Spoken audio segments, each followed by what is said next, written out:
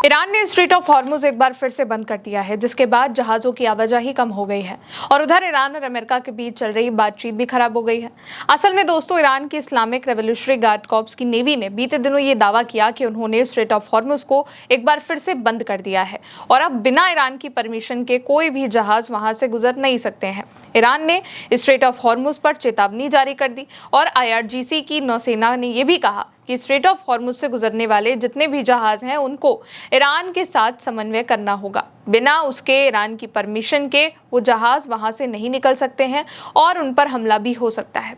Iran ने यह भी कहा कि उसने ये फैसला इजराइल द्वारा लेबनान पर किए जा रहे हमले और युद्ध विराम के उल्लंघन में लिया है। इसके बाद अब ट्रैफिक डेटा भी आ गया है। शिपिंग डेटा फर्म विंडवर्ड के आंकड़ों के मुताबिक इजराइल के लेबनान पर हमलों के बाद और ईरान द्वारा स्ट्रेट ऑफ हॉर्मुज को फिर से बंद करने के ऐलान का जो असर है वो शिपिंग पर दिखने लगा है। रविवार को केवल 12 जहाज इस रास्ते से गुजरे, जबकि एक दिन पहले ये संख्या 35 थी। कंपनी के मुताबिक स्ट्रेट ऑफ हॉर्मुज में एंट्री करने वाले 8 में से 5 जहाजों ने अपना ऑटोमेटिक आइडेंटिफिकेशन सिस्टम यानी कि AIS भी बंद कर रखा है, जिससे उनकी गतिविधियों पर नजर रखना मुश्किल है। AIS ये बताता है कि इस वक्त जो भी शिप है वो कहाँ की ओर मुड़ रहा है, कहाँ जा रहा है, लेकिन कभी कभी कुछ जो शिप्स होते हैं वो अपना AIS बंद कर लेते हैं। इसकी वजह से उनको ट्रैक कर पाना मुश्किल होता है और ये जान पाना भी मुश्किल होता है कि वो कहां पर रुके हुए हैं और कहां की ओर बढ़ रहे हैं। और भी कई शिपिंग डेटा आए हैं जिनके मुताबिक रविवार को केवल 5 जहाज स्ट्रेट ऑफ हॉर्मुज से गुजरे, जबकि एक दिन पहले यानी कि शनिवार को ये संख्या जो थी वो केवल 26 थी और यहाँ पर 26 जहाज गुजर रहे थे। लेकिन अब जो है, जब ईरान की ओर से ये ऐलान किया गया कि स्ट्रेट ऑफ हॉर्मुज फिर से बंद कर रहे हैं और इजराइल लेबनान पर जब तक लगातार हमले करेगा तब से जहाजों की जो आवाजाही है वो स्ट्रेट ऑफ हॉर्मुज पर एक बार फिर से कम हो गई है। और जो गुजरने वाले जहाज हैं उनमें 3 बहुत बड़े तेल टैंकर हैं, जिसमें VLCC शामिल है। इनमें से हर एक करीब 20 लाख बैरल सऊदी का कच्चा तेल और ईंधन तेल ले जा रहा था और इनमें से एक टैंकर जापान की ओर जा रहा था। हालांकि केपलर ने यह भी कहा है कि आंकड़ा उन जहाजों को शामिल नहीं करता है जो खाड़ी क्षेत्र में यात्रा के वक्त अपना ट्रांसपोंडर बंद करते हैं, यानी कि AIS जो है वो बंद कर देते हैं। तो जिन्होंने बंद कर रखा है उनका डेटा क्लियर नहीं है, लेकिन जितना अभी तक आया है डेटा उसके मुताबिक इतने जहाज गुजर रहे हैं। शनिवार को ईरान ने स्ट्रेट ऑफ हॉर्मुज को बंद करने का ऐलान किया था।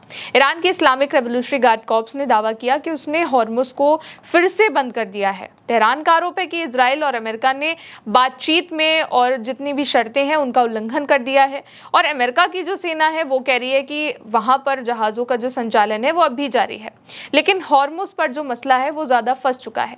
असल में इधर IRGC ने स्ट्रेट ऑफ हॉर्मुज को पहले तो बंद करने की वार्निंग दी, उसके बाद शिपिंग जो है वो काफी कम हो गई। दूसरी तरफ ईरान अमेरिका की जो स्विट्जरलैंड में मीटिंग शुरू हो गई है वहां पर भी बात बिगड़ गई है। ट्रम्प ने धमकी दे दी कि अगर ईरान ने स्ट्रेट ऑफ हॉर्मुज को बंद कर दिया है तो ईरान नहीं बचेगा और उसके नेता वापस स्विट्जरलैंड से तेहरान नहीं लौट पाएंगे। यानी कि देखा जाए तो एक तरीके का डेथ थ्रेट ईरान को ट्रम्प की ओर से दिया गया। इसका जवाब ईरानी संसद के अध्यक्ष गालिबाफ ने दिया कि हमारी सेना हर तरह से हमला करने और जवाब देने के लिए प्रिपेयर है, तैयार है। स्विट्जरलैंड में ईरान और अमेरिका की करीब 80 मिनट तक ये बातचीत हुई और ईरान की जो सरकारी मीडिया है उसके मुताबिक ईरान ने कहा है कि आगे की बातचीत तभी संभव है जब इजराइल और हिजबुल्लाह के बीच चल रहा जो सीज फायर है वो पूरी तरीके से लागू होगा और जो युद्ध है वो पूरी तरीके से खत्म हो जाएगा।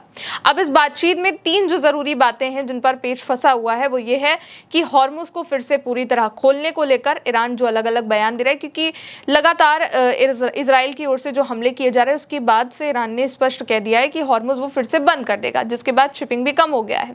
दूसरा मुद्दा है लेबनान में सीज फायर लागू कराना और तीसरा है परमाणु समझौते से जुड़ी बातें शामिल। परमाणु बातचीत को लेकर के ईरान की शर्त यह है कि जब तक अमेरिका पहले समझौते की पूरी शर्तें नहीं कर लेता है तब तक वो परमाणु पर बात नहीं करेगा। और ईरान ने यह भी कह दिया है कि जब तक लेबनान से इजराइल पीछे नहीं हट जाता है, मिलिट्री ऑपरेशन नहीं रोक देता है, अपनी सेना को वापस नहीं करता है, युद्ध नहीं रोकता है, तब तक ईरान भी बातचीत आगे नहीं बढ़ाएगा। पर अब दिक्कत यह भी है कि जो नेतन्याहू है वो लगातार थ्रेट दे रहे हैं और लगातार इजराइल की ओर से हमले भी जा रहे हैं। अब बेंजामिन नेतन्याहू ने कहा है कि जब तक जरूरत महसूस होगी तब तक लेबनान में उनकी जो सेना है वो वहां रहेगी और कहा कि इजरायली लोगों की सुरक्षा के लिए वहां का सेना का रहना बहुत जरूरी है। नेतन्याहू ने इस बात को भी माना है कि ट्रंप के साथ उनके कुछ मुद्दों पर मतभेद हुए हैं, जैसे कि ईरान के साथ बातचीत को लेकर, लेकिन उन्होंने ये नहीं बताया कि किन बातों को लेकर हुए हैं। नेतन्याहू ने कहा कि हम दोनों आजाद और गर्व वाले देशों के नेता हैं। कई मामलों में हमारी सोच एक जैसी होती है, लेकिन कुछ मामलों में मतभेद भी होते हैं। अब हॉर्मुज की अगर बात करी जाए तो स्ट्रेट ऑफ हॉर्मुज को IRGC की ओर से दावा किया जा रहा है कि उन्होंने फिर से बंद कर दिया है, और जो डेटा अब सामने आ रहा है उसके मुताबिक जो शिपिंग है वो भी कम हो चुका है। लेकिन अब जो समझ में चीजें आ रही हैं वो ये है कि बातचीत आगे तो बढ़ी, लेकिन बातचीत एक बार फिर से युद्ध की तरफ ही लौट रही है। फिलहाल आगे के जो भी अपडेट होंगे आप तक जरूर पहुंचाएंगे। आप देखते रहिए उल्टे चश्मा UC। शुक्रिया।